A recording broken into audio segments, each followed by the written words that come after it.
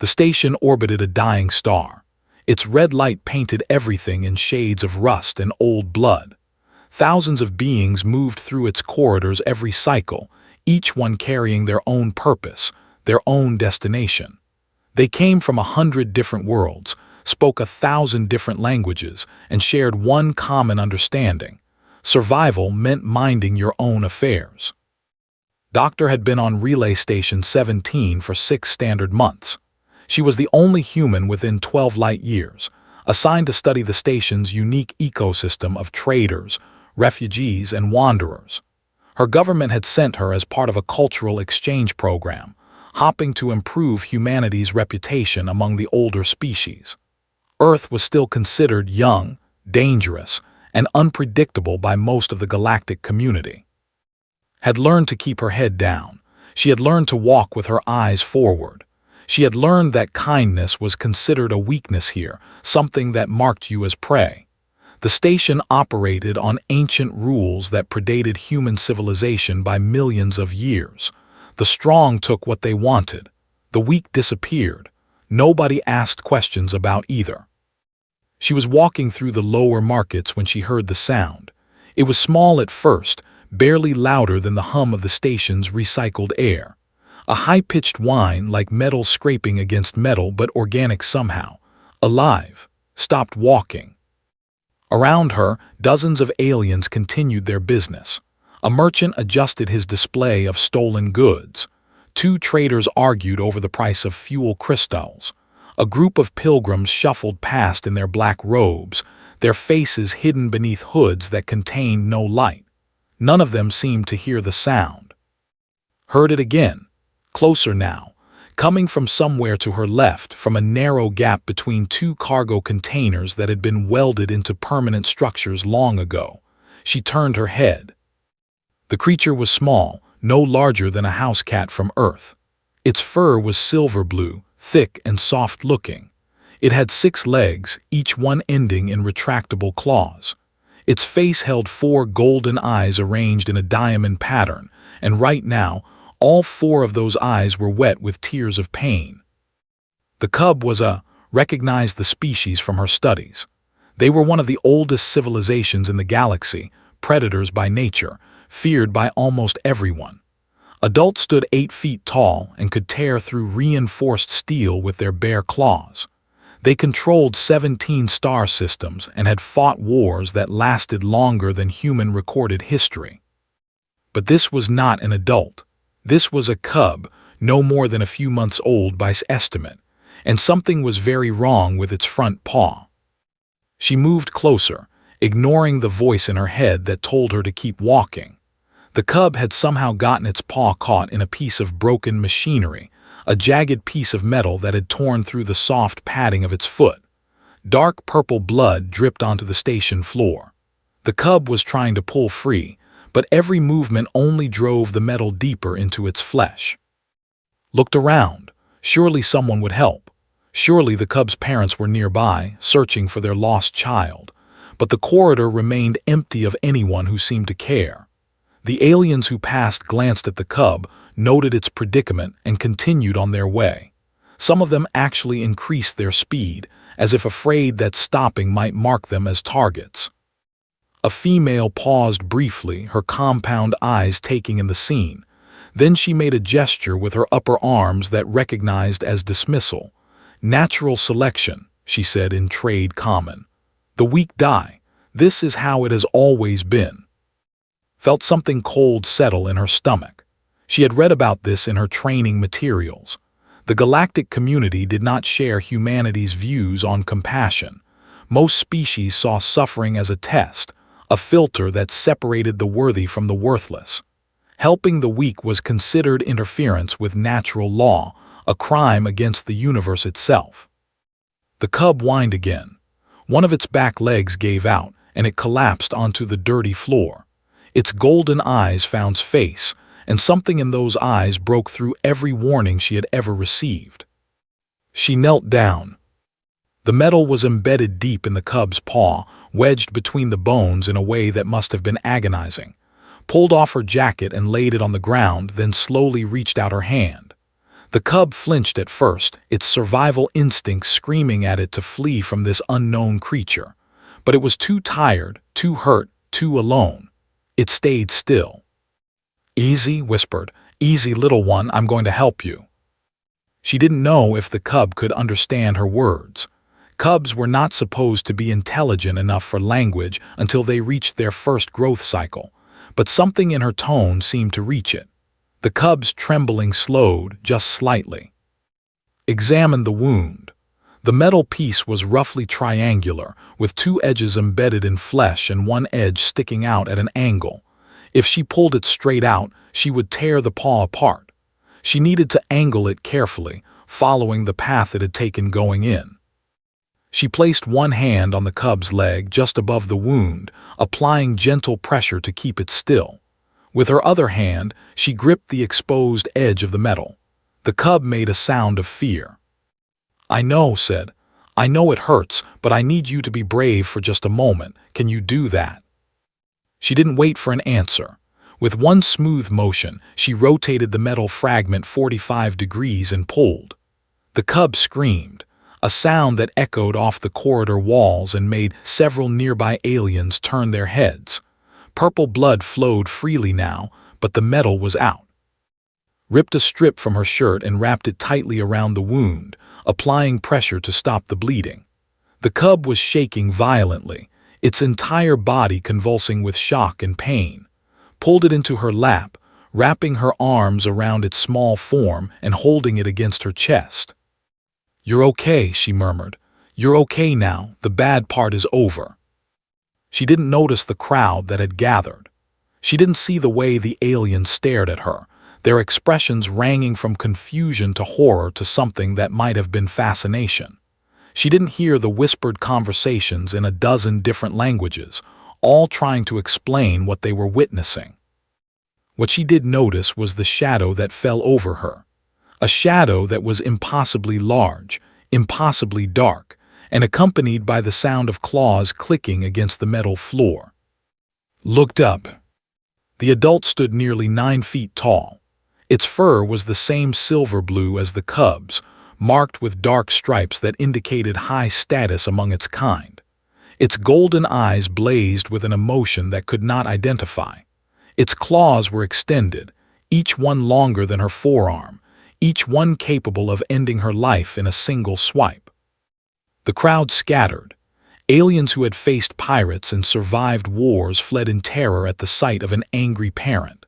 Within seconds, was alone with the cub in her arms and the predator looming above her. She should have been afraid.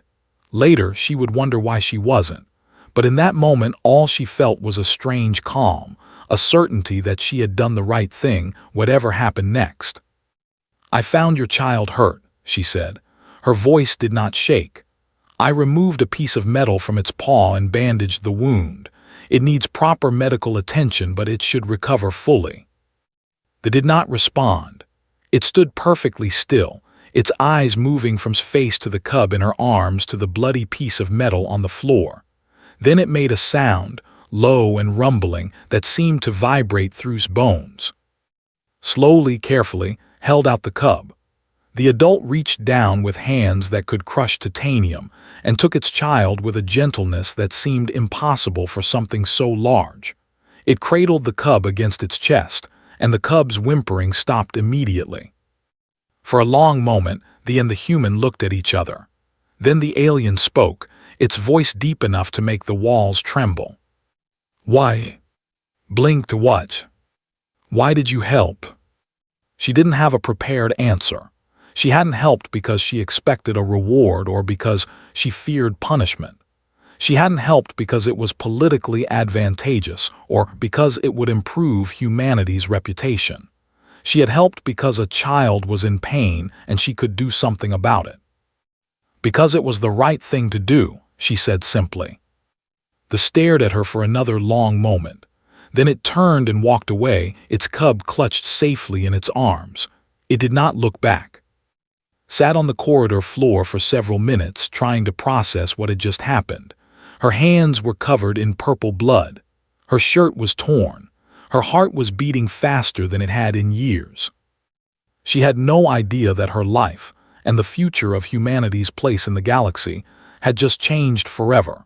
3 days passed before understood that something had changed. It started with small things. The merchant who had spoken of natural selection now looked away when walked past, unable to meet her eyes. The traders stopped their arguments whenever she entered their section of the market. The pilgrims actually bowed in her direction, a gesture of respect that had never seen them offer to anyone. People were talking about her. She could feel their attention like a weight on her shoulders, pressing down with every step she took. Conversations stopped when she approached. Whispers followed in her wake.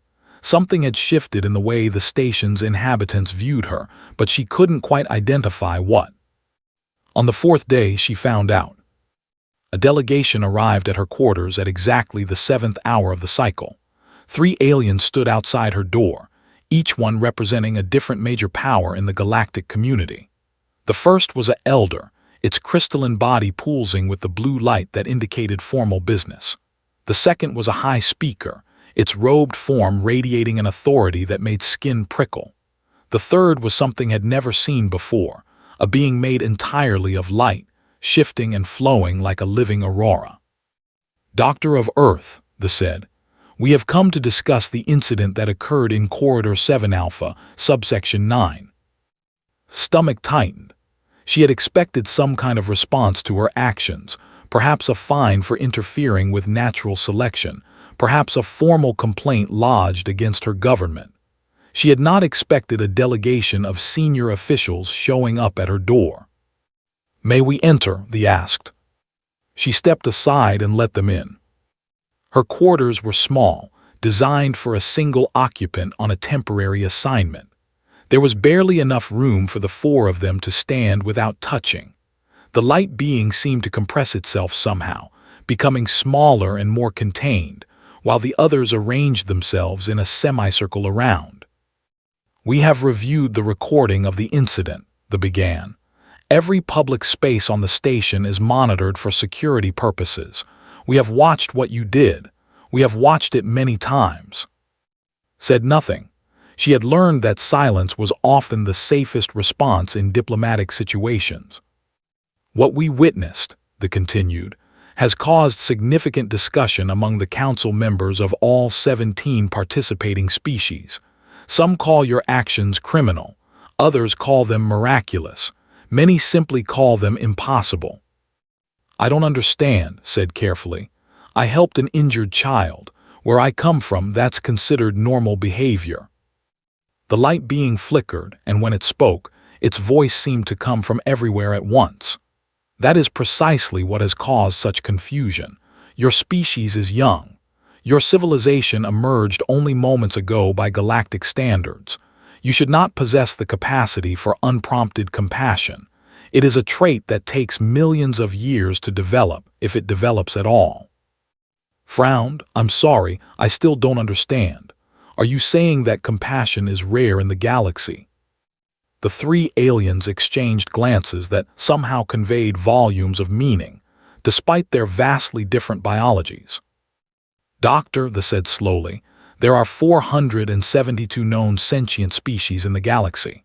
Of those, only 3 have ever demonstrated what you would call unprompted compassion, the ability to help a stranger without expectation of reward or fear of punishment. 2 of those species are now extinct. They were considered too soft, too vulnerable, too easily exploited. They did not survive contact with the larger galactic community." A chill ran down spine. "And the third?" "The third is the..." Thought of the massive predator that had stood over her, the creature that could have killed her with a single motion. She thought of the gentleness with which it had taken its cub, the rumbling sound it had made that she now realized might have been a purr. "They are compassionate?" she asked. "Among themselves, yes. They care for their young with a devotion that other species find disturbing. They form family bonds that last for centuries. They have been known to sacrifice everything, wealth, status, even their lives for the sake of a single cub." This hidden face seemed to look directly at but they have never in all of recorded history shown that compassion to an outsider. They consider other species to be barely above animals. They tolerate our existence because we are useful to them, not because they care about us. Until now, the light being said, until you sat down heavily on the edge of her sleeping platform. Her legs felt weak, unable to support her weight. What exactly are you trying to tell me? The stepped forward, its crystalline body pulsing faster. The who found you with its cub is named. It is not merely a parent. It is the first speaker of the Dominion, the highest authority in their civilization. When it took its cub and walked away, it did something that no has done in over 300,000 years. It acknowledged a debt. A debt. Among the debts are sacred. If you save the life of a, that owes you a debt that must be repaid. If you save the life of a cub, the entire family line owes you a debt that spans generations. If you save the life of the first speaker's cub, the paused. The entire Dominion now owes a debt to humanity. The room fell silent, could hear her own heartbeat, too fast, too loud in the cramped space. What does that mean? She asked. In practical terms, what does a debt like that actually involve? Protection, the said, support, alliance, resources. The Dominion controls 17 star systems, each one rich beyond measure. They have the most advanced military in the galaxy. They have technology that other species cannot even comprehend. And now, because of what you did, they are obligated to share all of it with your species. His mind raced through the implications. Humanity had been struggling for acceptance in the galactic community for decades. They were considered primitive, unpredictable, potentially dangerous. Other species avoided dealing with them whenever possible. Trade agreements were unfavorable. Diplomatic relations were tense. Earth existed on the margins of galactic civilization, tolerated but never welcomed. This could change everything. There's something else, the light being said. Something perhaps more significant than political alliances or economic benefits. Looked up what?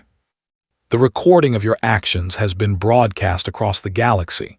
Every inhabited world has seen what you did. They have watched a human, a member of a young and supposedly primitive species, do something that most of them believed impossible. They have seen compassion in action, unprompted, unrewarded, given freely to a creature that was not your own kind. The light pulsed erratically. You have created a philosophical crisis, Doctor. For millions of years, we have believed that compassion was either weakness or the exclusive domain of a few ancient species.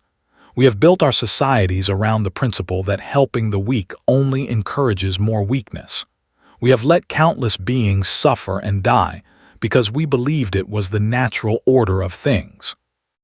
And now, the said quietly, many of us are questioning those beliefs for the first time in our lives. Stood up and walked to the small window that looked out at the station's central hub. Thousands of beings moved through the corridors below, each one carrying their own concerns, their own fears, their own hopes. She had come here to study them. She had never imagined that they might end up studying her. I didn't do it to make a political statement, she said. I didn't do it to change anyone's philosophy. I did it because a child was in pain and I could help. Yes, the light being said. That is precisely what makes it so remarkable. Your compassion was not calculated. It was not strategic. It was instinctive, natural, as automatic as breathing. This is what has disturbed so many people across the galaxy. This is what has made them question everything they thought they knew. The delegation left shortly after, promising to return with more information as the situation developed. Stood alone in her quarters, staring out at the vast machinery of the station, trying to comprehend how a single moment of kindness could ripple outward across the stars. Her communication device chimed, a message from Earth from her government. They had heard what happened. They wanted her to return home immediately for debriefing. They were concerned about the political implications, the diplomatic ramifications, the potential for misunderstanding. read the message 3 times, then she deleted it. She wasn't going anywhere, not yet, not until she understood what she had started. The station's lights dimmed as the artificial night cycle began. Somewhere in the vast complex, in a section reserved for the galaxy's most powerful species, a cub was recovering from its injury. Its mother and father watched over it with the fierce devotion that had kept their species alive for millions of years. And occasionally, when no one else was looking, the first speaker would glance toward the quarters where a human female had chosen to make her home. Something had changed in the galaxy, something that could not be unchanged. The old rules were crumbling, and no one yet knew what would rise to take their place. In the darkness of her quarters began to write. She recorded everything she had learned, everything she had witnessed, everything she had felt. She wrote about compassion and strength, about kindness and power, about the strange and wonderful truth that helping others did not make you weak. It made you human. And perhaps, she thought as the words flowed onto the screen, that was exactly what the galaxy needed. 17 years passed. The galaxy transformed in ways that no one could have predicted. What began as a single act of compassion on a forgotten station had grown into something far larger, a movement that swept across civilizations like a tide that could not be stopped. Stood on the observation deck of the New Dawn, humanity's first diplomatic flagship. The vessel was enormous, larger than some space stations, built with technology that had been gifted to Earth by the Dominion. Through the reinforced windows, she could see the planet below, a world that had been dead for millions of years, now showing the first green patches of terraformed life. She was no longer the young researcher who had arrived at Relay Station 17 with nothing but questions and hope. Her hair had turned gray at the temples. Lines of age marked her face, but her eyes still held the same warmth they had always possessed, the same capacity for caring that had changed the course of history. Ambassador. She turned to see her assistant, a young named Iz, approaching with a data tablet clutched in its crystalline hands. The sight still amazed her sometimes. When she had first arrived in space, no would have considered working for a human. Now, her staff included members of 40 different species, all of them drawn by the ideas she had championed for nearly 2 decades. The delegation has arrived, Iz said. They are requesting a private audience before the formal ceremony. Nodded, I'll be there shortly. Is the Council of 17 assembled? Almost. The representatives arrived early as always. First speaker sends their personal regards. A smile crossed face at the mention of that name. Had become more than an ally over the years. The fierce predator who had once terrified her had proven to be a thoughtful leader, deeply committed to the changes that had helped inspire. Their friendship had survived political crises, diplomatic incidents, and the occasional assassination attempt from factions that wanted to return to the old ways. She made her way through the ship's corridors, nodding to crew members of various species as she passed. Each one acknowledged her with the gesture of respect that had become universal among those who followed the compassion movement, a hand placed over the heart, then extended outward. It meant, roughly, I offer what is inside me freely. The movement had grown beyond anything had imagined. What started as philosophical discussions on the extranet had evolved into something approaching a religion for some species. The idea that helping others could be a strength rather than a weakness had proven revolutionary for civilizations that had spent millions of years believing the opposite. Not everyone had accepted the new thinking, of course. Several species had retreated from galactic society entirely, refusing to abandon their traditional beliefs. Others had launched attacks against the movement's leaders, seeing them as threats to the natural order. Had survived 3 attempts on her life, each one strengthening her resolve rather than weakening it. She entered the conference room where the delegation waited. The high speaker rose from its seat, its robed form seeming to fill the entire space. Ambassador, it said, it honors us to see you again. The honor is mine, High Speaker. Your people's support has been essential to everything we've accomplished." They made a sound that might have been a laugh. "Accomplished. You speak as though your work is finished. But today we take the greatest step yet. Today we formally establish the Compassion Accords, binding all participating species to principles that would have been considered insanity when you first arrived among us." Sat down across from the delegation. "I remember when your predecessor came to my quarters on Relay Station 17. They seemed uncertain whether to treat me as a curiosity or a threat. We were all uncertain then. You represented something we did not understand, a species that felt pain when others suffered, a civilization that measured strength by what it protected rather than what it destroyed." The High Speaker leaned forward. "Do you know what finally convinced our people to support the movement?" Shook her head. "It was not the political benefits, though those were substantial. It was not the trade agreements or the military alliances. It was the story of your great-grandmother." Blinked in surprise. She had not expected this. "Our researchers studied your family history. They discovered that during one of your planet's many wars, your great-grandmother hid 12 children in her basement. Children who were not her own, who did not share her blood or her beliefs. She fed them with food she could not spare, protected them with a life she could not risk. When soldiers came to search her home, she lied to their faces, knowing that discovery meant death." The High Speaker's voice dropped lower. "She saved those children. All 12 of them survived because of her courage and her compassion. And when our researchers asked why she did it, why she risked everything for strangers, the recorded answer was simple. She said, 'They were children. What else could I do?'" Felt tears forming in her eyes. She had heard this story many times growing up, but hearing it spoken here, in a room full of aliens who had traveled across the stars to honor its legacy, gave it new meaning. Your great-grandmother did not know that her actions would echo through generations. She did not imagine that her compassion would eventually reach the stars. She acted simply because it was right. And that, Ambassador, is what convinced us. Not arguments or evidence or political calculation. Just the simple truth that your species has been producing heroes of compassion for as long as you have existed. The formal ceremony began 2 hours later.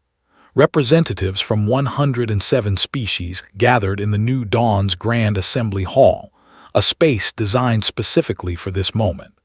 Holographic projections allowed billions of viewers across the galaxy to witness the event in real time. Stood at the central podium, looking out at a sea of faces that would have been unimaginable to the humans who had first looked up at the stars and wondered if anyone was looking back. Gleamed beside. Stood near. Species that had been enemies for millions of years sat peacefully together, united by ideas that a single human had helped spread. She began to speak. 17 years ago, I found a child in pain. I did not stop to consider the consequences of helping. I did not calculate the political implications. I simply did what any decent being would do. I reached out and offered comfort to someone who needed it. The assembly hall fell completely silent. I have been called many things since that day: visionary, revolutionary, savior of civilizations. But I want to be clear about something. I did not create the compassion that has transformed our galaxy. I merely reminded you that it existed. She paused, letting her words settle. Every species in this room has the capacity for kindness. Every civilization represented here has members who care about others, who feel pain when they see suffering, who want to help even when helping is hard. The only difference between our past and our present is that we have finally given those impulses permission to exist. Looked directly at the recording devices, speaking now to the countless beings watching from distant worlds. The old way taught us that strength meant dominance, that power meant control, that the universe was a competition where only the ruthless survived. But I have seen another truth. I have seen strength in gentleness. I have seen power in protection. I have seen civilizations grow stronger not despite their compassion but because of it. She thought of the fearsome predator who had become one of her closest friends. She thought of the cub she had saved, now a full-grown adult with cubs of its own, each one raised with the understanding that caring for others was the highest virtue a being could possess. Today we sign the Compassion Accords. We make formal what has been growing informal for almost 2 decades. We commit ourselves, all of us, to a galaxy where no one suffers alone, where no child of any species cries out in pain without someone reaching out to help. She lifted the ceremonial stylus, its tip glowing with the combined light of every star represented in the room. I sign not as a human, but as a citizen of this galaxy. I sign not for my species, but for all species. I sign in the name of every being who ever looked at suffering and said, I cannot let this continue. Her signature appeared on the document, followed by 106 others in rapid succession. When the last representative had signed, the assembly hall erupted in sounds of celebration that transcended language. Later that night, after the ceremonies had ended and the delegates had departed, returned to her private quarters. She was exhausted in a way that went beyond physical tiredness. 17 years of work had culminated in a single document, and now she faced the question of what came next. A chime at her door interrupted her thoughts. She opened it to find standing in the corridor, their massive forms somehow managing to look uncertain. "May I enter?" they asked. Stepped aside, of course. Moved into the room, their movements careful despite their size. They had learned over the years how fragile humans could seem, how easily startled by sudden movements. "My cub wishes to express gratitude," said. "Has asked me to convey that it remembers. It remembers the pain, and it remembers the hands that took the pain away. It wants you to know that it has taught its own cubs the same lesson. That compassion is the highest strength." Smiled through her tears. "Tell that I remember too. I remember being frightened and uncertain and hoping I was doing the right thing. I remember thinking that my life might end in that corridor." "Were you afraid of me?" Considered the question seriously. "No, I was afraid of failing. I was afraid that I might not be able to help, that the wound might be too severe, that the cub might die despite my efforts. But I was never afraid of you. Even when you stood over me with your claws extended, I knew somehow that you understood what I was trying to do." They made the rumbling sound that had learned was their version of a laugh. "You are strange. Even after all these years, you are strange to me. My people have spent millions of years believing that compassion was something only we possessed, a gift that set us apart from lesser species. And then you appeared, a creature from a world we had never heard of, and you showed us that we were wrong." "Not wrong," said gently, "just incomplete. Compassion isn't something that belongs to any one species. It's something that belongs to anyone who chooses to embrace it." Was silent for a long moment. Then they reached into a pouch at their side and a small object. It was a piece of metal, twisted and stained with old blood. "I have kept this since that day," said. "The fragment that you removed from my cub's paw. I have kept it as a reminder of what I witnessed. A reminder that strength and gentleness can exist together, that helping others does not make you weak." They placed the metal fragment in his hands.